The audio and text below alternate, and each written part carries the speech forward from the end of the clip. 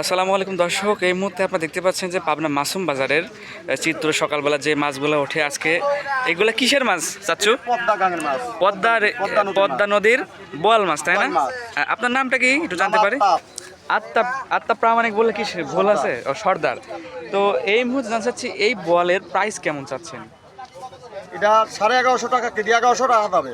1100 রাখা যাবে। যদি কেউ আসে এখানে, আপনি কি প্রতিদিনই আসেন এখানে? প্রতিদিনই আসি, তার মধ্যে হঠাৎ একদিন মিস যায়, তাহলে আপনি প্রতিদিনই এই জায়গাটায় আসেন। আবার কিস্তির পরও দেই মাছ। বাহ, আবার কি বলেন, কিস্তির পরও মাছ দেন? নগদ টাকা নালির পালবের কিস্তির পর দেই, কিস্তির টাকা শোধ করে। মানে সামনে হাটে সেটা কি, বা 2 দিন পরে দিয়ে দেবে? আচ্ছা রাখেন, আমরা একটু আরেকটু মাছের দাম জানি। এটা চিংড়ি এর দাম কেমন? চিংড়ি 1600 টাকা কেজি। 1600 টাকা কেজি। আর বেচা দাম কত? 1600ই বেচতেছি। 1600 করে। আর বেলে মাছ? বেলে বেচতেছি 800 টাকা কেজি। আর মিক্সার চিংড়ি 600। আর এই যে এখানে কি, এগুলা কি মাছ? ওটা দেশি মাগুর, চাষ করা। ও, চাষ করা মাগুর না? হ্যাঁ, দেশিটা চাষ দাম করা। কেমন? দাম কেমন চাচ্ছেন? ওটা 500 টাকা কেজি।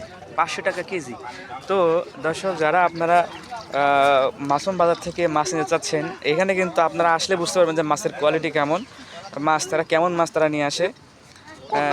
পদ্মার চিংড়ি, একদম নদীর চিংড়ি দেখতে পাচ্ছেন, নদীর চিংড়ি মাছ। তো আলহামদুলিল্লাহ, যারা ভালো মানের মাছ কিনতে চাচ্ছেন, অবশ্যই আপনি চলে আসবেন পাবনা মাসুম বাজার, যেখানে প্রত্যেক দিন সকালবেলা প্রচুর পরিমাণে মাছের আমদানি হয়। কিন্তু এখানে যারা মাছ কিনতে আসে, তারা কিন্তু ভালো মানের মাছ পায়। যারা বিক্রি করে, তারা অবশ্যই তারা ভালো মানের মাছ এখানে নিয়ে আসে এবং বিক্রি করে। তো সকলেই যারা মাছ কিনবে, সকলেই তারা আপনারা চলে আসবেন পাবনা মাসুম বাজারে।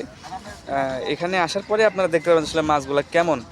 তো এই ভিডিওটা যাদের ভালো লাগবে, অবশ্যই আপনারা ভিডিও দেখে চলে আসবেন আপনার মাসুম বাজার। এটার পুরো লোকেশন হচ্ছে পাবনা বাস টার্মিনাল থেকে অল্প একটু 5 টাকা দিয়ে ভাড়া দিলে পারে, বা হেঁটে আসলে হয়ে যাবে।